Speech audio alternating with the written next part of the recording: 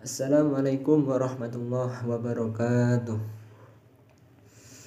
Alhamdulillahirabbil alamin. Assalatu wassalamu ala asrofil anbiya'i wal mursalin Sayyidina wa maulana Muhammadin wa ala alihi wa sahbihi ajma'in. Amma ba'd. Yang terhormat Kepala Stid Al-Muslihun Yai Ahmad Bawafi, yang saya hormati Bapak Sodik selaku dosen pembimbing mata kuliah pengantar studi Islam, dan juga tidak lupa teman-teman seperjuangan yang semoga dirahmati oleh Allah Subhanahu wa taala. Pada kesempatan kali ini saya akan mempresentasikan tentang metodologi memahami Islam 2. Namun sebelum memulai presentasi kali ini, alangkah lebih baiknya kita awali presentasi pada kesempatan kali ini dengan bacaan umul kitab. Semoga presentasi yang saya sampaikan selalu membawa keberkahan dan berkat untuk kita semua. Liridha'illah wa bisyafa'ati Rasulillah lahumul Fatihah.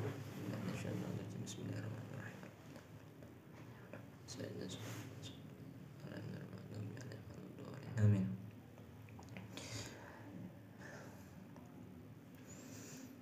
Wabil khusus kepada guru-guru kita dan kepada sesepuh-sesepuh Stid Al-Muslihun, lahumul Fatihah. Bismillahirrahmanirrahim. Alhamdulillahirabbil alamin. Arrahmanirrahim. Maliki yaumiddin. Iyyaka na'budu wa iyyaka nasta'in. Ihdinas siratal mustaqim. Shiratal ladzina an'amta 'alaihim ghairil maghdubi 'alaihim. Langsung ke bab 1, yaitu latar belakang. Kehadiran agama Islam yang dibawa oleh Nabi Muhammad SAW diyakini dapat menjamin terwujudnya kehidupan manusia yang sejahtera baik lahir maupun batin. Di dalamnya terdapat berbagai petunjuk tentang bagaimana seharusnya manusia itu menyikapi hidup dan memaknai kehidupan ini secara lebih bermakna.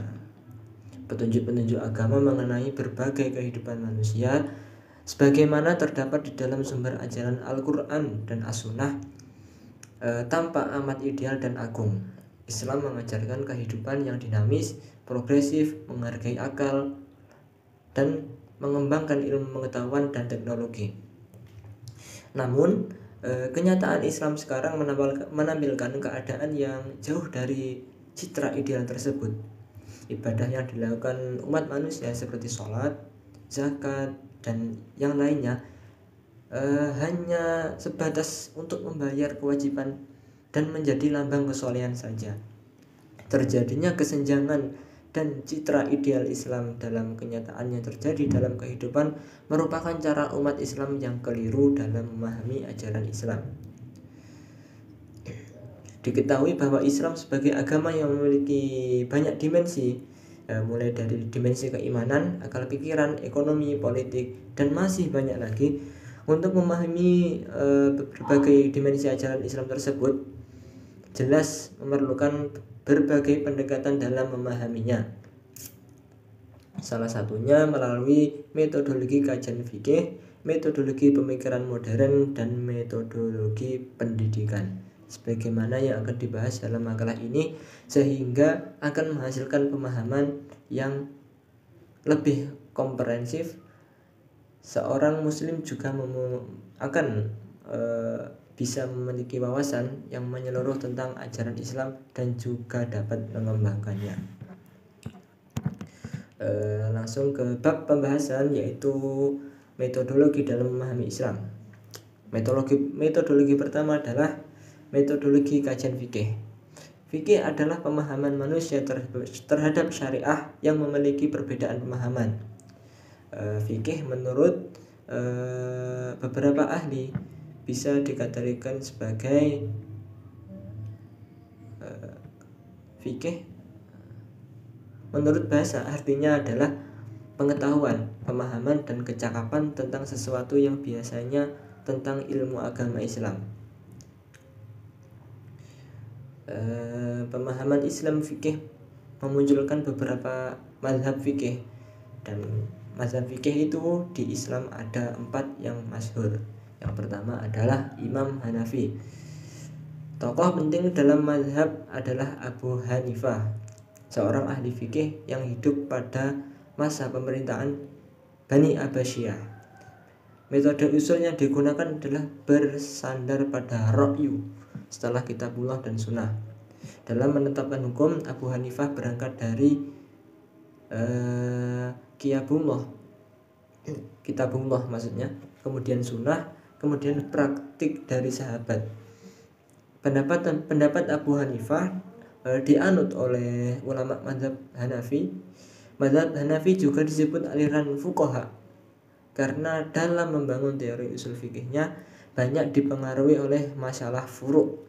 Jika terdapat pertentangan antara kaidah usul dan kaidah furu', maka kaidah tersebut diubah sesuai dengan hukum furu'. Yang mazhab kedua adalah mazhab Maliki. Mazhab Imam Maliki atau bisa disebut Anas bin Malik berkembang di imam ini menyebarkan atau mengembangkan ajarannya di Hijaz. Imam Malik sangat memperhatikan tradisi Nabi dan sahabat. Ia mendasari fikihnya secara beruntun, yaitu kitabullah, sunnah, ucapan dan amalan sahabat serta ijma'. Apabila dari kelima sumber atau dasar tersebut tidak ditemukan, maka Imam Maliki mengambil dari qiyas, ihtisan, urf serta sa'dul dzariyah dan juga maslahah mursalah. Yang ketiga, mazhab ketiga adalah mazhab Syafi'iyah. Tokohnya adalah Muhammad Ibnu Idris Asy-Syafi'i atau dikenal dengan Imam Asy-Syafi'i yang merupakan murid dari Imam Malik. Mazhab ini menggunakan metode ilmu kalam, yaitu dengan membuat suatu kaidah umum yang ditujukan oleh nas-nas kaidah umum yang ditunjukkan oleh nas syar'i dan akal tanpa terikat oleh hukum furu'. Mazhab ini membahas usul fikihnya dengan membuat kaidah usuliyah dan mengeluarkan dari dalil-dalil dengan berpegang pada petunjuk lafal dan uslub pada bahasa Arab. Materi usul fikih pada umumnya tidak hanya kaidah-kaidah hukum yang timbul dari lafal-lafal bahasa Arab dan implikasi seperti nas, tajih, amar, nahyi, tahrim dan sebagainya. Mazhab selanjutnya atau yang terakhir yaitu mazhab Hanbali. Tokohnya adalah Ahmad Ibnu Hanbal sebagai penerus dan pengembangan aliran fikih Asy-Syafi'i. Aliran fikih Hanbali memiliki ciri sangat kuat menekan pentingnya hadis yang dipilih secara seksama. Akan tetapi ia menolak qiyas. Aliran mazhab Hambali cenderung mengutamakan hadis meskipun lemah daripada analogi meskipun kuat. Metodologi yang kedua adalah metodologi pemikiran modern. Modernistik yaitu keberislaman yang menggunakan visi modernisme sebagai pola pemikir dan gerakan. Kerjanya adalah melakukan rekonsilisasi terhadap realitas modern. Modernitas dipandang sebagai sesuatu yang given, terberi dan masyarakat tinggal menerima tanpa menggugat apalagi menolak, sehingga keyakinan teologi harus disesuaikan dengan realitas kemodernan. Namun dalam perkembangannya, watak modernisme bermetamorfosis menjadi neomodernisme. Jika pemikiran modernisme Islam seakan tak peduli dan tak tertarik pada khazanah intelektual klasik atau tradisi-tradisi lokal neomodernisme.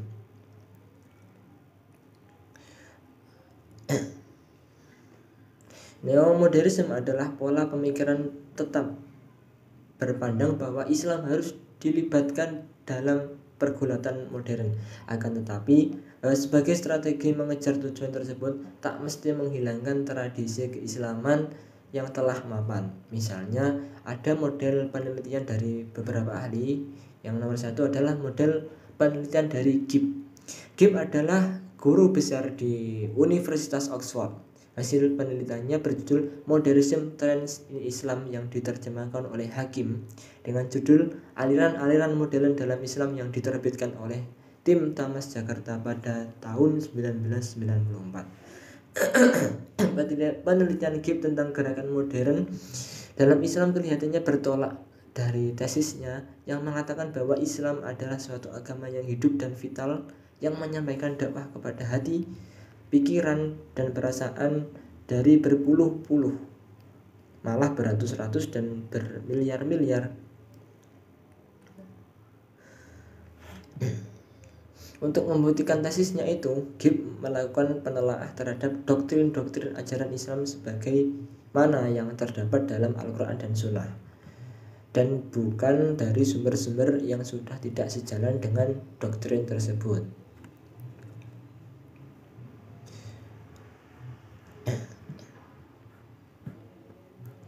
Yang ketiga adalah metodologi tentang metodologi pendidikan Islam. Dari segi bahasa, pendidikan dapat diartikan perbuatan, hal, cara, dan sebagainya. Atau mendidik memiliki arti mengajar atau membuat paham seseorang. Adapun pengertian Islam dalam bahasa Arab yaitu aslama yuslimu islaman, yang berarti berserah diri, patuh, tunduk. Kata aslama tersebut pada mulanya berasal dari salimah yang berarti selamat, sentosa. Jadi pendidikan Islam yang dimaksud Islam itu berasal dari kata aslama yuslimu islaman tadi, yang berarti tunduk dan berserah diri. Adapun jika diidhofahkan, ya, pendidikan Islam itu upaya membimbing, mengarahkan, dan membina peserta didik yang dilakukan secara sadar dan terencana agar terbina suatu kepribadian yang utama sesuai dengan nilai-nilai ajaran Islam. Penelitian ilmu pendidikan Islam dapat diarahkan pada aspek yang terkandung dalam pendidikan tersebut. Aspek-aspek yang terkandung dalam pendidikan tersebut, nomor satu adalah Oriental Essentialist Salafi, merupakan model gabungan dari pemikiran tekstualis Salafi dan aliran filsafat pendidikan perennialism dan essentialism. Penggabungan dari kedua aliran tersebut karena wataknya yang sama-sama regresif dan konservatif, yakni pemikiran yang menghendaki kembali pada jiwa yang menguasai era kenabian dan sahabat, karena peradaban era itu dianggap telah terrevilisasi. Kemudian aspek kedua adalah Oriental Essentialist Madhabi, merupakan model pemikiran gabungan dari tren tradisional madhabi dan aliran filsafat pendidikan perennialism dan essentialism. Aliran filsafat ini adalah pemikiran yang memahami ajaran dan nilai-nilai Al-Quran dan hadis dengan bantuan hasanah pemikiran Islam klasik. Aspek ketiga adalah modernis, yaitu model penelitian. Modernis itu adalah salah satu aspek yang dari atas tersebut. Model-model aspek ini, aspek modernis itu ada berapa macam? Ada salah satunya adalah model penelitian tentang problema guru. Dalam usaha memecahkan problema guru, Himpunan Pendidikan Nasional di Amerika pernah mengadakan penelitian tentang problema yang dihadapi guru secara nasional pada 1968.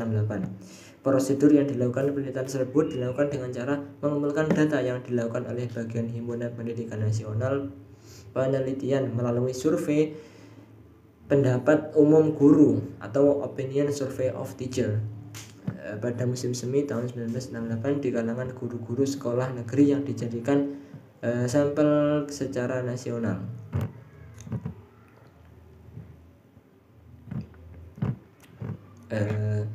Mungkin sampai di situ dulu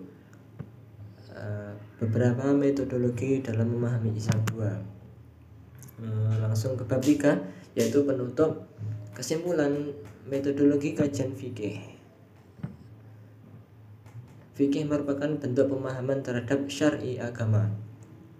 Di dalam fikih terdapat 4 mazhab yang terkenal, yaitu mazhab Hanafi, mazhab Maliki, mazhab Syafi'i, dan mazhab Hanbali, yang masing-masing mereka mempunyai cara atau metodologi dalam memahami Islam. Yang kedua adalah metodologi pemikiran modern. Model pemikiran model ini mulai digerakkan oleh Gibb. Gibb adalah seorang guru besar di Universitas Oxford. Yang ketiga adalah metodologi pendidikan Islam, yang ada 3 aspek yang ada di dalam metodologi pendidikan Islam, yaitu nomor 1 Parietal Esensialis Salafi, yang kedua Parietal Esensialis Mazhabi, dan yang ketiga adalah Modernis. Saran, semoga apa yang saya sampaikan dalam mengerjakan, semoga apa yang saya sampaikan dalam makalah ini